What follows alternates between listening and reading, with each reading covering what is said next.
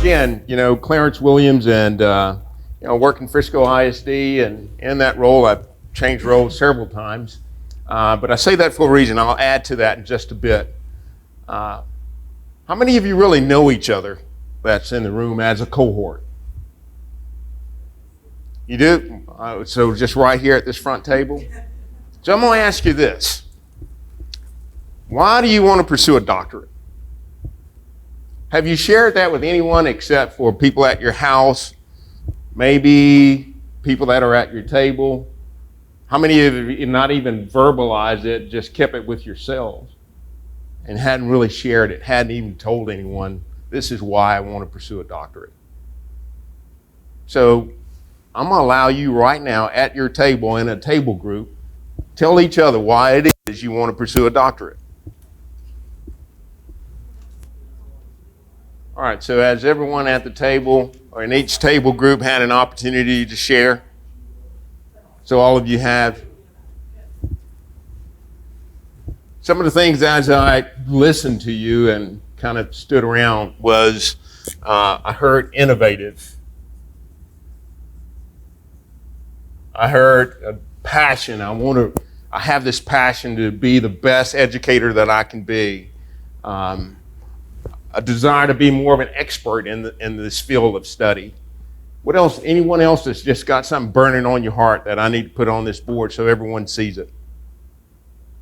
No? All right, so let me tell you why for me. And a lot of you have shared some of the things that, and the reason why I want you to verbalize it, I want you to articulate it out loud. You probably remember when Dr. Holt first came up, he said 50% of the people that embark on the journey for a doctorate don't finish. Why do you think that is?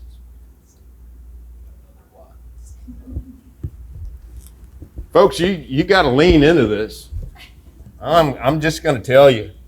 I started in spring of 2015, and my chair is right here to my left, Dr. Aaron Beatty. And certainly when they say that they're student-centered, and I'm not getting paid to say this or do this, I found it to really be true and really be accurate. A lot of the coursework, and I'm going to back up and tell you really my reason why, but a lot of the coursework sets the stage as you enter the writing part of your dissertation. So the coursework is critically important. It's rigorous. All of you have jobs and you're working and you know what it is like to be in your role. Whether that's, an associate principal, whether you're a principal, whether you're already in administration, or if you're a teacher in a class.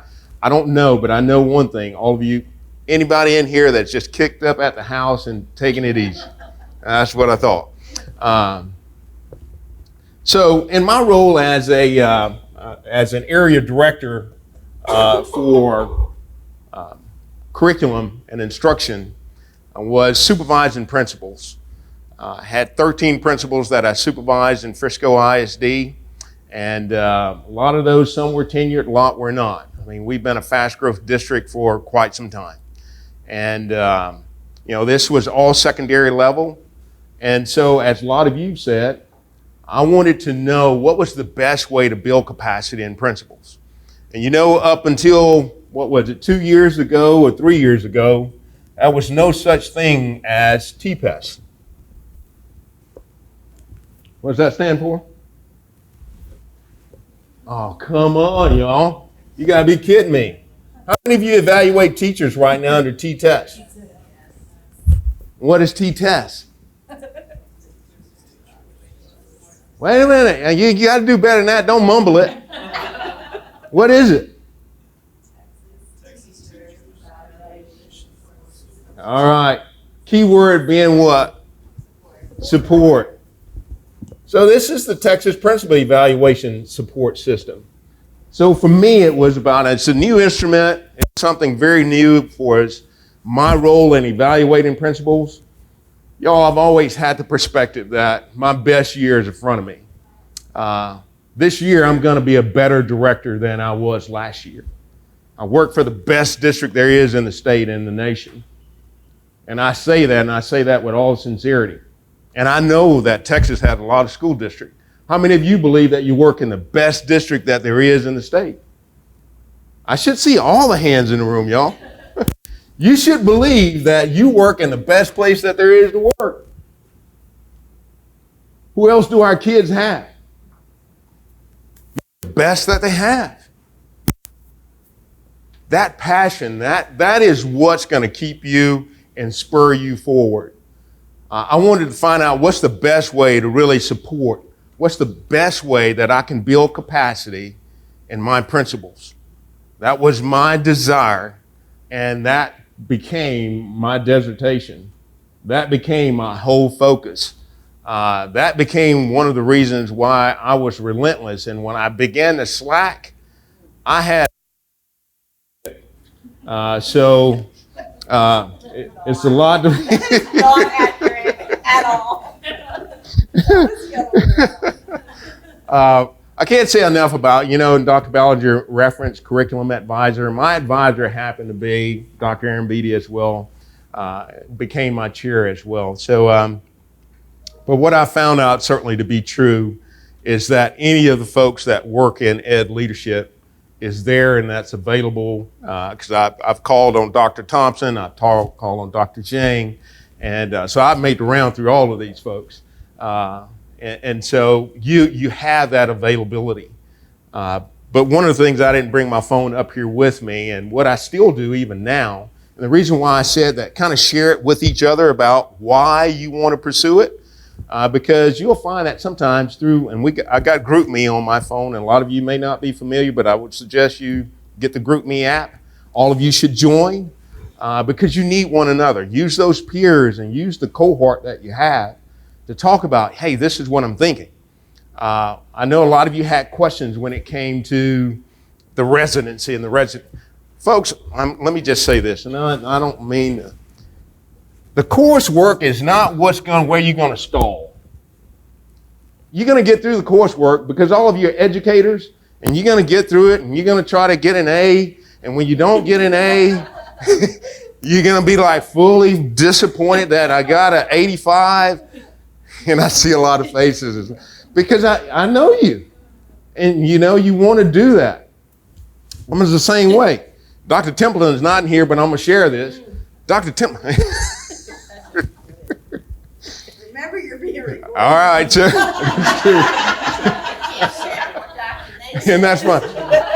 Well, and I would say this even if you were in the room. Y'all know I'm that kind of person. I'm not going to say anything behind your back I won't tell you to your face. I think he enjoyed the fact that, hey, what's going to really get him going? How passionate are you really? And really, I grew from that because he would throw some questions at me and really find out, am I really thinking deeply about it? If nothing else from this, you guys, you'll learn to think deeply about what it is that you're thinking about doing.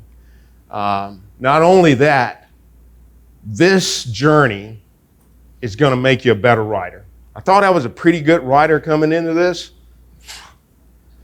No, this made me a better writer. And I'm going to say 3 things. I want you guys write them down because you're going to need it.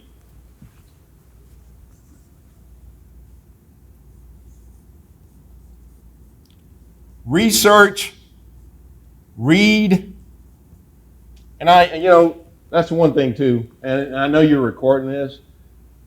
My poor kids, y'all, and I need to go back and apologize for the 12 years I spent in the classroom because I've never written complete words on the board.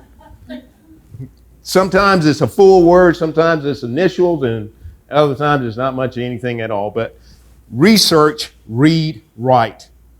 And let that be your mode of operandi, is that you research a lot, you read a lot, and you write.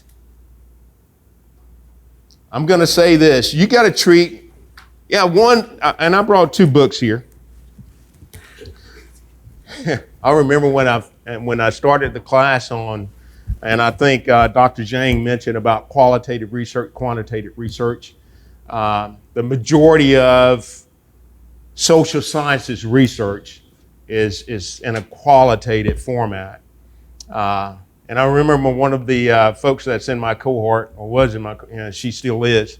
And matter of fact, I just got through trying to correspond about she's using in vivo to do some, anyway, I'm not going to get into that. But the term was, she said, what is ethnography? I say, isn't that ethnography? And so we started. But some of the things you just don't know. But this book became a great resource for me, and you'll know when it's a great resource because you'll have it all highlighted and it'll be marked up. But this one, as you go through your coursework and you're first starting to write a lit review, and it's just preliminary because you'll go a lot deeper once you get, like Dr. Bork-Minke said, you become a doc candidate.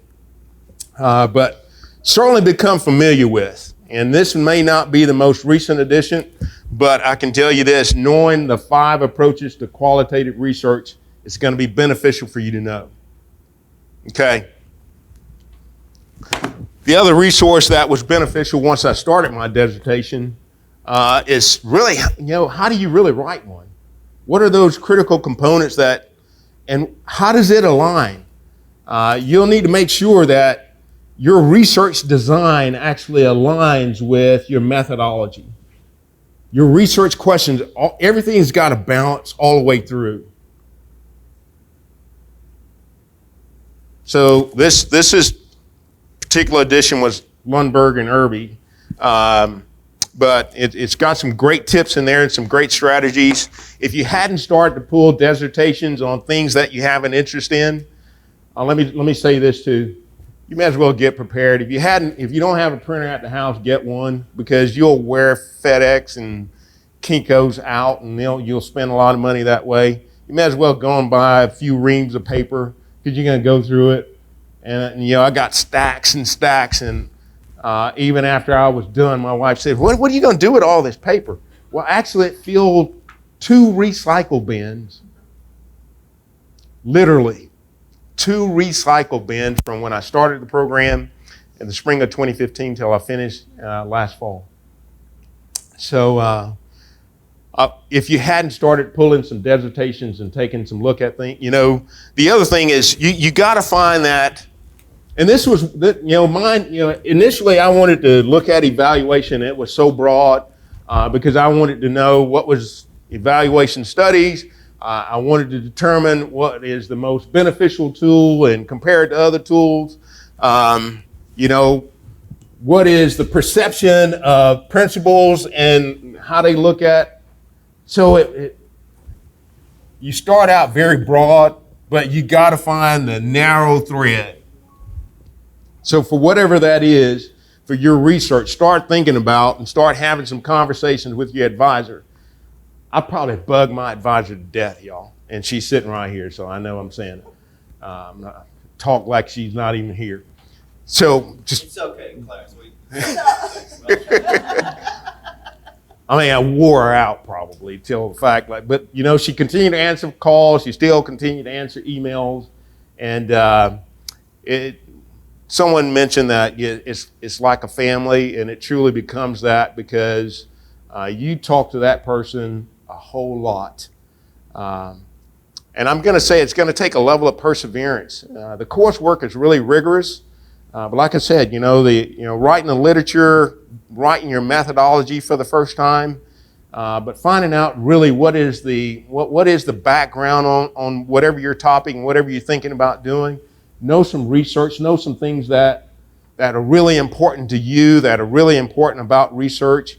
Dr. Jang referenced, make sure that your focus is on peer-reviewed articles. And don't go back to 2008 and try to utilize that research in 2020. So utilize, research that you can find that's, no more than 5 years old. So those are things that are really going to be beneficial to you, really going to help you, not only in your coursework, but certainly once you hit the dissertation part of this journey. And I do mean journey. Because guys, this is not by any means, any stretch of the imagination, a sprint. You got to have family on board. I don't know about you, but if you have children, you know, a lot of the times that you've spent and you were able to go to the movies, you know, once I finished my doctorate out, you know, I didn't know what to do. You know, it was a Saturday, and I'm like, I think I can go have a cup of coffee. I think I can leave the house. Because you don't. I mean, every Saturday, you treat your dissertation, you treat this doctoral work like it's your girlfriend or boyfriend. Because I don't know all of you, if you've been in a relationship, maybe you're in one now, but if you first start a relationship, you know how you just can't go for a day without talking to that person? Where you can't really, maybe some of that is not even a day, I can't even last a couple of hours. Where I can't fall asleep and I'm on the phone. And so I want you to spend that time. You spend time with your dissertation just like that. And that's what I did. That I'm not going to go a day without spending some time. Either I'm going to research, or I'm going to be reading something about it, or I'm going to write something. And sometimes it's just throwing things on paper. It's that crappy first draft. It's just that first draft that you do that you know it's horrible, but you got to get something on paper. So, like I said, it's a journey, and it truly is. But I can't stress enough about you selecting a topic that really drives you, that you really persevere. And I use persevere, and I got the saying that's still in my office right now. I got it when I started this journey, and it's perseverance. It says, our greatest glory is not in having fallen, but it's rising every time I fall. So, and I say that to say this, be flexible, because sometimes you're going to hear something from your chair that you're going to be like, are you kidding me? I got to write this over? I got to resubmit what? And so you need to have that flexibility to know that, you know, the folks that are here have been on this journey for quite some time. Your dissertation and the articles and whatever you submit is not the first time they've seen some work. And they know when it's good and they know when it's not. So if you think you're going to write something, and this is 10 pages of chapter 2, and I want you to take a look at it, and you spent 2 hours on it, I'm going to know. So quality work, scholarly writing, and spend the time that you know you need to spend to put out something quality, because that's only going to propel you forward. And then the folks that you're working with, your advisor, your chair, is going to know that, yeah, I got a candidate here that's serious about the work, because it's too important. Because if it wasn't important to you, you wouldn't be sitting here right now at 11:30 on a Saturday morning when you could be very well doing something else. So it lets me know and let everyone else here know how important and how valuable this is to you.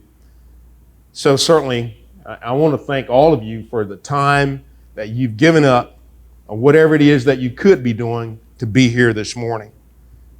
Because this is it, y'all. This is you're here, you're in it. Congratulations to you. I mean, you got the approval to be in a great quality program, one that is going to work with you in a program that's going to sustain you to get you through. Because I want you to find whatever it is, that passion, whatever it is that's going to cause you to persevere. Because my topic and that passion still is. Principles for those of you that are in the work, for those of you that are in administration, when it comes to evaluating teachers and building capacity of teachers, folks, you're it. Because the better you become, the better it equips you to build capacity in them. And we know that the better our teachers are in the classroom, the better it is for our kids to achieve.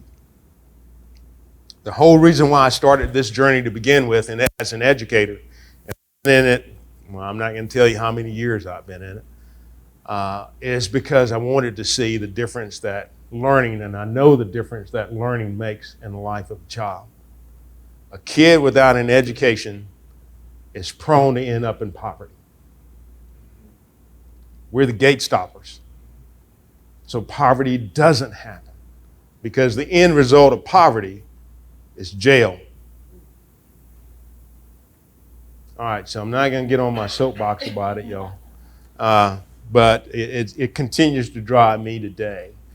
So I know the better I can equip people that are responsible for the learning in the building, the better it is going to be for our children. So whatever your topic is, whatever it is that just make sure, if you need to rethink it, that's fine. If you have some, you know what, I don't know if this is it, then change it. That's okay. But what's not okay is that you become part of that 50%. And I know a lot of people have, and I got 3 people right now that's still part of this, and I'm not going to name names, but they're still in it. They started the cohort with me, and I'm trying not to leave anyone behind. So let's go. Let's get it done. That's why I'm encouraging you to get involved with a group me. You're going to be the encouragement for each other. Be organized. I will say that. I was going to bring my little flash drive up here. Make sure you back up a flash drive, because those things are not dependable. And a lot of you keep your life on a flash drive. And sometimes, y'all, even if you're storing it in the cloud, it's not always a guarantee that you're going to go back to that site and it's going to be available. So back it up on a hard drive. If you need to get an external hard drive like I did, then make sure that you get an external hard drive. But don't keep it on one thing, and certainly not a flash drive. Okay, so I will say that. So be organized. Establish some timelines for yourself. So say that, okay, so once, and it was great, y'all. I was so glad that, and Dr. Thompson said it right, you go through the comps, and the comps, I was that student that tried to write a life history about every question that was out there. And so I'm writing, just throwing it all down, and I'm probably spending more time than my wife said. It's 2 a.m. What are you doing? I'm like, I'm answering this question. So just make sure that as you do that, and as you go through the comps and that part of it, it's like, man, I've gotten through the coursework. Like I said, y'all, that's the easy part, because then you start to really thinking, and you start to dive into the dissertation part of it. And that's where the work is, because that's where you start to narrow in, and that's where a lot of the research read write comes in, and you can't let go of it, because if you let go of it, the more that you let go, the easier it becomes not to do it and stay focused with it. And you've spent too much money at that point. You've spent too much time, but it gets to be burdensome. I don't want you to take that lightly. A lot of you have families, you got jobs, and people don't know, well, why aren't you coming to do this with us? Why aren't you coming out tonight? Why aren't you don't have to, you can't, I can't. And that was me. I'm not. Spending time with my girlfriend right here. So, folks, y'all laugh at me about that, but you better find out what it is that really works for you. Be resilient. I can't speak enough about that. So, knowing what you're kind of aligning everything, really becoming crystal clear about, and I'll use Becca DeFore's. I don't know how many of you've ever heard, and Rick DeFore was, and still is, one of the guys that I admire so much, because he was solely focused on his passion about that we operate as a learning community and what is a learning organization. And even after he was diagnosed with cancer, he stayed the course, and he wanted to make sure that we understood that we're a larger learning community, and that's what we are.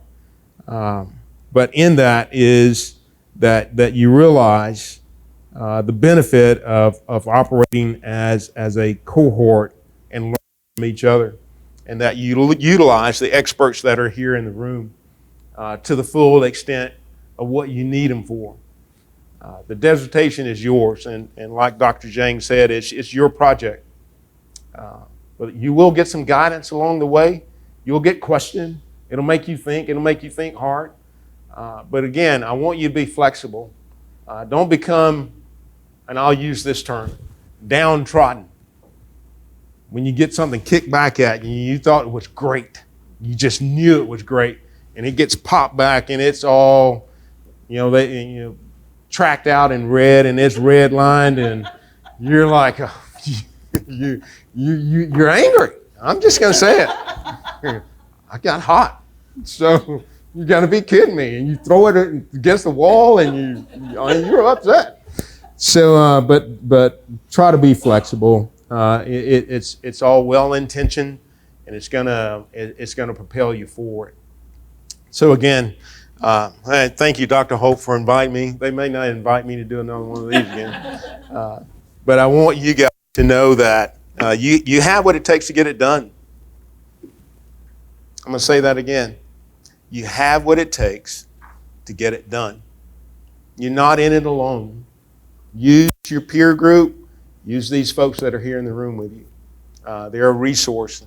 And so if it's anything I can ever answer for you, I'm willing to do that as well. All right. Dr. Hope, questions for me or anything?